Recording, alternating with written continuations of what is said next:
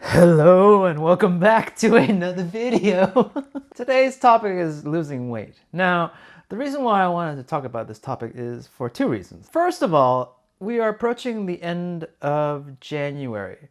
And if you started your New Year's resolution to lose weight for 2019, I want to ask you, how is it going so far? Are you still on track? Or are you slowly like teetering off and like giving up? And usually around this time of the year, around the end of January, February, is when a lot of people drop off. A lot of people stop going to the gym.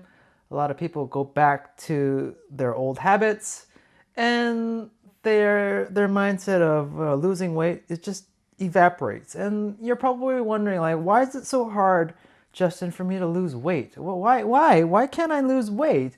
I mean, I had the plan, I had the motivation, I had the gym membership, I bought all the protein shakes and all that, and I've seen all these YouTube videos that show you how to lose weight, and I'm here to explain why it's not working out and what you really have to do, in order to lose weight that nobody tells you online. There's a lot of just noise that we all are familiar with, and yet when you break it down, losing weight, it's something that is so obvious that a lot of people miss. And I want to explain this to you firsthand because I am a personal trainer. I help people lose weight. I've been doing it for many years.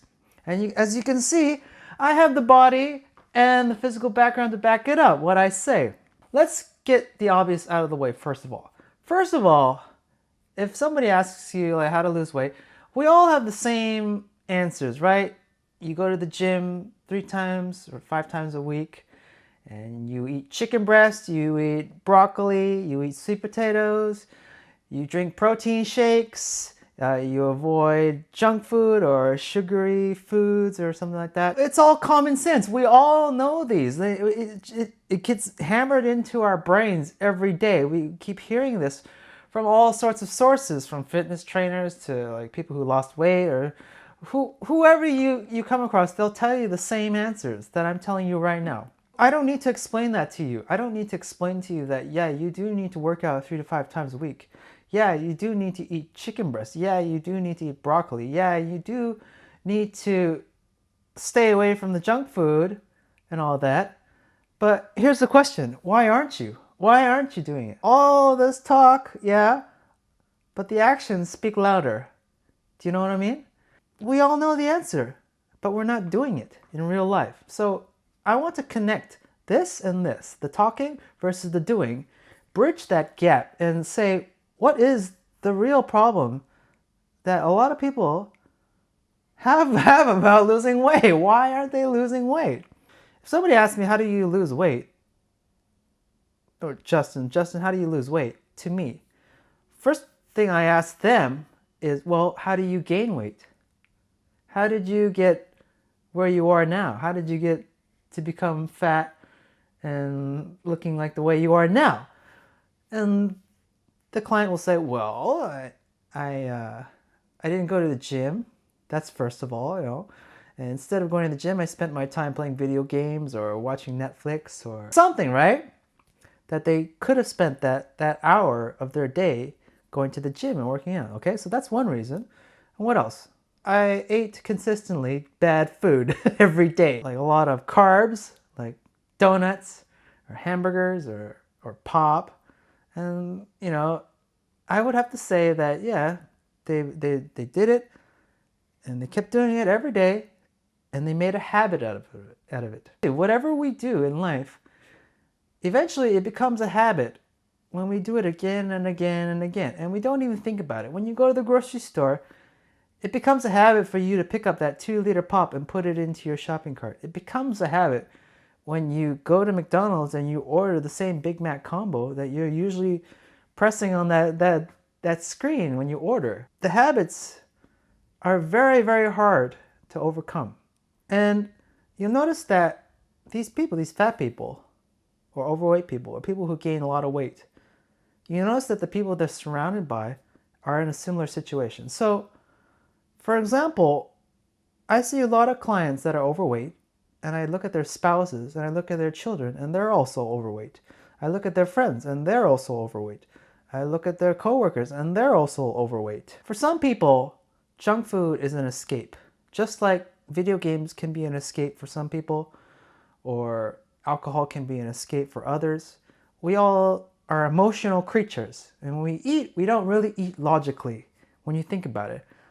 Alcohol is the most illogical liquid that we can consume on a daily basis, but because it makes us feel good, but it's really bad for us. White sugar found in like soda pop is really poisonous, and yet we drink it on a daily basis because it makes us feel good, and everyone else that you see around you is probably drinking it. So here's the things that you need to understand when it comes to gaining weight or losing weight. First of all, your habits will determine what your diet or what you're eating on a daily basis is going to be like. Your environment is going to dictate these habits or reinforce them on a daily basis. So for example, I had an overweight client, and ironically he was also a business owner. He was an entrepreneur, worked online. He was overweight. He wanted to lose weight. He asked for my help. So I trained him 3 times a week. We had sessions in the mornings. And yeah, I just kicked his ass every morning with workouts, running, lifting weights and all that. But then I noticed that after the sessions, because we had these sessions at his condo, right? So sometimes he would invite me to his condo, or I would have to meet him at his condo to, start the session, right? Say hello or something, knock on his door. And then sometimes I would meet his family members, particularly his wife. And I noticed, and it's not a surprise, she was also overweight.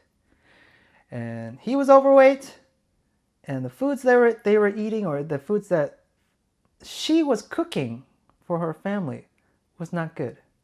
And I knew for a fact, once I saw who was cooking the food, who was preparing the food, and who he was living with, was going to determine whether or not he was going to lose weight. Your environment will dictate what kind of habits are going to be reinforced or not. So for example, if you are the only member in your family or in your household that's eating chicken breast and broccoli and protein shakes on a daily basis, you're going to be the outcast compared to your wife, your kids, your families, your roommates that are consuming pop, pizza, hamburgers, all that bad stuff that you're trying to get away from. So what I'm trying to say is that if you really want to lose weight, you need to first change your habit, but you also need the environment to reinforce that new habit. So what I'm saying is you need everybody on board towards this new habit, or else it's not going to work. You're going this way and your family's going this way, it's not going to work. In the long run, it's not going to work. And I knew that no matter how much training I was going to give this guy, this client of mine, he wasn't going to lose the weight because his wife was making the foods for him. His wife was not into losing weight. His wife is not interested in making chicken breast or vegetables or eating that stuff with him at the dinner table every day. Do you see the conflict? Everybody that you're surrounded with, whether it's your girlfriend, your wife, your family members, your friends, you all have to be on the same page. If you go this way and everyone else goes that way, you're eventually going to go back to your old habits. You're going to eat the foods that your friends eat. You're going to eat the foods that your wife cooks. If you're living alone, if you're single, this is going to be easy. This is going to be a very easy transition because cooking allows you to control what you eat. All right? I don't care where you eat your food, whether it's in a restaurant, food court, anywhere. You're leaving the cooking up to somebody else's hands. All right? And you don't know how they're preparing the food, what they're adding into your food, or what ingredients they're using. For example, in Thailand, the food there is great. It's delicious. But it's not healthy. Why? Because I would get sick and I would feel really sleepy. And the reason why is because I'm not in control of the food that they cook. I'm not in control of the oils that they use. So if they use like peanut oil or like really, really bad oils, it's going to really wreck my system. It's going to give me stomach aches, constipation, just sleepiness, because I can't control the ingredients that they're using. I can't control what they're adding to the food that they're making for me. You need to control your food by cooking for yourself. That's the first thing I recommend. You need to cook for yourself. Before you pick up that dumbbell, you need to cook. Learn to cook. And if you don't know how to cook, look it up on YouTube. There's tons of videos out there on making simple recipes, like chicken breast recipe. I made one, very simple, a while back. It's not that hard. Get involved with the food that you make, okay? Don't order it from a restaurant or food court or wherever you go, okay? Whether it's expensive or cheap, quality or poor quality. No matter where you go, you're still not in control of how the food is made, the process. You need to control the process. The only way you can control the process is by shopping for your own foods at the supermarket, then cooking your own foods at home, and then consuming it. Don't let your wife cook. Don't let her cook. Don't let the restaurant cook the food for you. You cook the food for you. And if your wife or your spouse or your family or your friends or your coworkers are not on board with your new diet, your new way of eating, it's not going to work in the long run, okay? You're going to the gym Monday, Tuesday, Thursday nights while the rest of your friends are at home playing computer games and they're wondering, where are you? It's not going to work in the long run. Your wife is used to watching Netflix Monday nights, Tuesday nights, Thursday nights, and you're not there because you're at the gym. It's not going to work out in the long run. You both have to be on board. I'm telling you this from past experience from all my clients. The ones that have succeeded are the ones where everyone around them was on board with their new habits. And they were able to enforce these habits by making these changes, like, for example, cooking at home, cooking their own food. Shop for your own food. It's not that hard. It's a good habit. For example, I shop for my food every day at the supermarket, and I don't buy bulk. That's one good tip. Don't go to Costco and buy huge bulk items that you're going to feel guilty because you didn't finish, and it's just taking up space in your house. Buy small quantities. Just buy a bulb of garlic. You don't need to buy a whole bag full of garlic, just one little bulb. Instead of buying a whole bunch of bananas that are like this, there are like 12 of them, just buy 2. That's what I do. The maximum number of bananas I buy per visit is like 2 or 3. I buy 2 or 3 green bananas and then I eat them every day. It'll give you a more active approach towards shopping. Instead of like shopping once a month, you shop regularly every day. So you don't need a shopping cart. You don't need a car. You can just walk to your supermarket. You can have a little basket. I always take the basket. I don't take the cart. Never take the cart. Why? Because the cart takes up too much space. It gives you stress, and you load up all this shit, and you got all these bags, and you need a car to take it all home.